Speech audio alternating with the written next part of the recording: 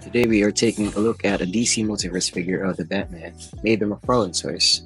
While I told myself that I will stop collecting McFarlane figures because of how stiff they can be, how ugly the proportions can be at times, and just the articulation not working as they should be, every once in a while I would make an exception, especially if it looks this good. And at the end of the day, I'm still a Batman figure collector, so I can't say no to a good Batman figure that fits the budget. And this is, relatively speaking, a budget-friendly figure. And one thing I like about McFarlane Toys is that they never went away with the window boxes, so you get to see everything that's inside. And this one packs in a lot of cool stuff, especially alternate hands, and I think that's a wrench. Flipping over here at the back, see a very nice comic book cover in a smaller frame of the first issue of the Batman comic run, starting this issue with amazing and unique adventures of the Batman. A legend was born thanks to Bill Finger and Bob Kane, released in May 1939. 64 pages of action, number 27 of the Detective Comics run. 10 cents? Wow, that's cheap, but I'm sure that 10 cents would be equivalent to how many dollars in this economy. Here at the side, Batman, DC Multiverse branding. Flipping over to the side, it says Detective Comics number 27. But like I said, this is the first appearance look of the Batman. Done, of course, in McFarlane's stylization, longer legs, longer arms, longer everything. I can never appreciate these cable ties because they just create too much hindrance between myself and the figure. I mean, the figure is already secure enough, snug inside that clam. But I've seen worse, at least this time. It's just here by the feet, nowhere else. Okay, so I was wrong. There was another cable tied by his abdomen, but we managed to get through it, so here's the figure out of the box. And first impressions, he does actually look good. Like the yellow on the belt, and the purple on the gloves. That is sweet. And for accessories, aside from his fist hands that he already comes with, we have 2 karate chop hands and 2 clenching hands, plus a wrench he once used to cave someone's skull in, because this was a time when Batman still killed people when they deserved it. So in that sense, he was a bit more pragmatic. It wasn't until 1940 that they decided to give him a code that he shouldn't kill people, that he should bring people to justice, relative to him being a vigilante. And simply meant no killing.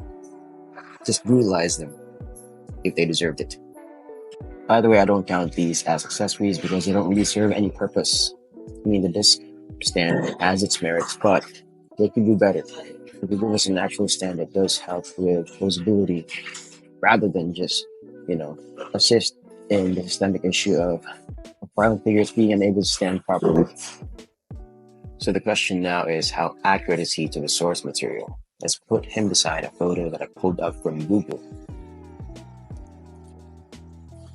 You know what? That's not bad at all. They pulled it off, aside from the cape being black on the inside instead of blue. Everything looks on point. Obviously, it doesn't have the shading that the one from the comic book has, but there is a platinum edition with those paint apps, but I don't like that they made the gloves blue on that one, because I actually do prefer these purple ones. It just seems more iconic to him being in his first appearance look. And if you notice, he is mostly a reuse of a Batman Hush buck. The only difference is that he doesn't have the bladed gauntlets. Even the boots are the same. He also has the lower neck joint, and I actually don't like that. I would prefer if there was a joint between the head and the neck. I just find that kind of articulation quite awkward. It would have been better if there were 2 joints between the head and the neck, and then on the lower neck portion. But aside from that, it is a solid figure, and I can see why they went with a hush body. It does seem fitting to this being a McFarlane style first appearance Batman. I do like his proportions. It does seem like he has broader shoulders than that of the Batman Hush figures, but maybe that's just the effect of the cape draping over it. And I actually do like the cape. It's not overly engineered. The fabric seems high quality. It is kind of silky here on the outside and has a rougher texture on the inside, so that's a nice contrast. I do love that there's just 2 wires here on both sides because I don't like it when there are 5 wires. Having 3 here in the middle, that's just kind of overdone and overcomplicated for me.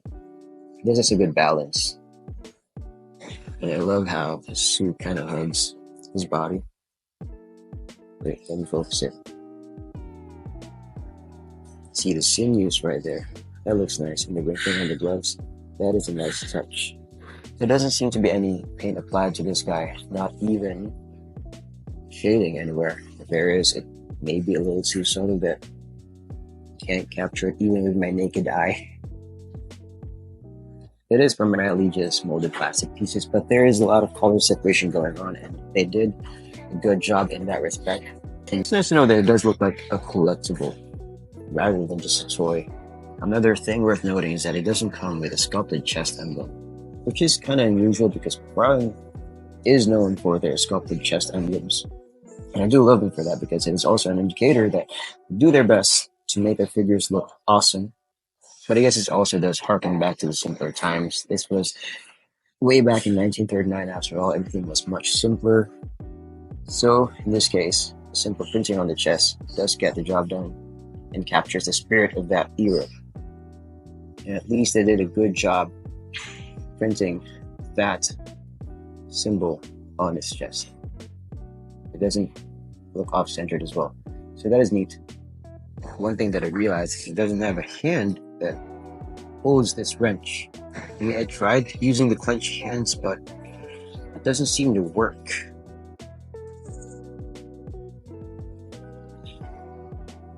Yeah, that's kind of awkward, but it is the best that I can do, given that this is all they provided.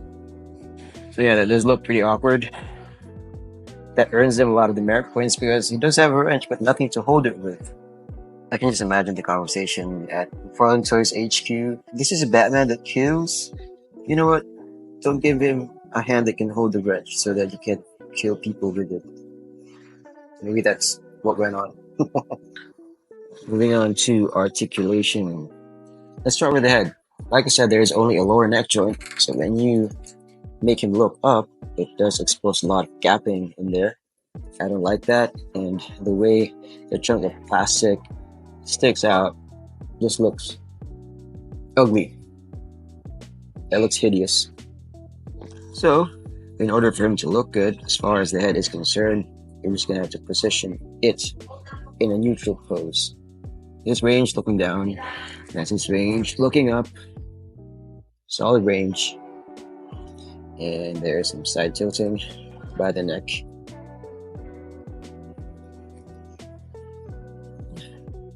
This earpiece is kind of curved, but it's easy to straighten out. No worries there. Let's move on to the arms. You can go out far, almost a wide pose. There's an adjustment on the shoulders, sort of. Very minimal, but it is there. Also, move it forward and back a little. Some slight adjustment on there. It does require some braking period. So just move his joints all around. At the very beginning of, playing with this figure so that it loosens up enough to make it more fun to handle. Bicep cup functions well, and as to be expected, an ugly elbow chuck. I don't like their sharp cuts, but this actually isn't the worst that they've done. You know what? I can look past that. That looks alright. So yeah, that's how far his elbows can bend. There we go. Yeah, that looks sweet. Nice. And my hands are getting a little too sweaty because of how humid it is here. I don't have my gloves right now. His hand as the usual ball joint, so you can move it any way you want, no problem. I do like how the belt pops. It does have a ripe mango yellow to it. I love it. His arm can go all the way around, no problem. So yeah, upper torso articulation is solid as far as the arms are concerned. But, as to be expected, no forward crunch. Very McFarlane-esque. But it can bend backward generously, and you can just, adjust the upper torso to hide the gap. Also has a nice sideways movement. Let's move on to the legs. This is also where it kind of falls short because of the way they cut the diapers. Yeah. The diaper piece will just stretch out over time, and you keep utilizing this portion of the figure. That's why I cut it. If you have the skill to do that, go do it. Yeah, it can't really kick forward that high. You can kick backward enough. That's a good range going back. I mean, Farland doesn't really use that, so sometimes you get lucky having some movement here. This guy does have some pretty decent movement here by the hips. That is nice. Enjoy. Functions pretty well. Can kick his own belt. Definitely has long legs. No boot cut, sadly. And the foot does have a good range, kicking forward and moving back. It does have a nice ankle pivot. Sweet. Escape. Very easy to adjust. Very fun to handle. Very expressive. I like how it flows. It's not too soft and it's not too stiff. It is a perfect balance for cloth cape. So this is one of the shining elements of this figure. Whatever this figure lacks, cape does make up a lot for it. For some reason, I think this functions better than the plush Batman figure. Even though it does have the same everything as far as the articulation points are concerned, and they do share same body, essentially like maybe 85%, new parts just being the head, cape, the belt, and the gloves. Everything else, the same. But yeah, like most McFarlane Toys, it's not the easiest guy to stand up straight. Okay, there you go. Now let's do a simple size comparison. Here he is, beside A Kindred Soul, Nightfall, Azrael. They're both so difficult to stand up. But then they look dope. Here is Scarlet Spider.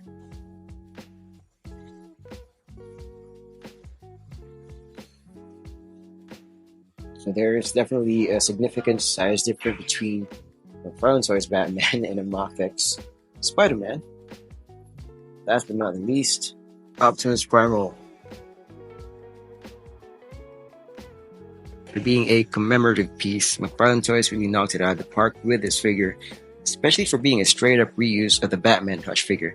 Everything just seems to work better on this guy. The proportions, the articulation, the cloth cape is a nice touch.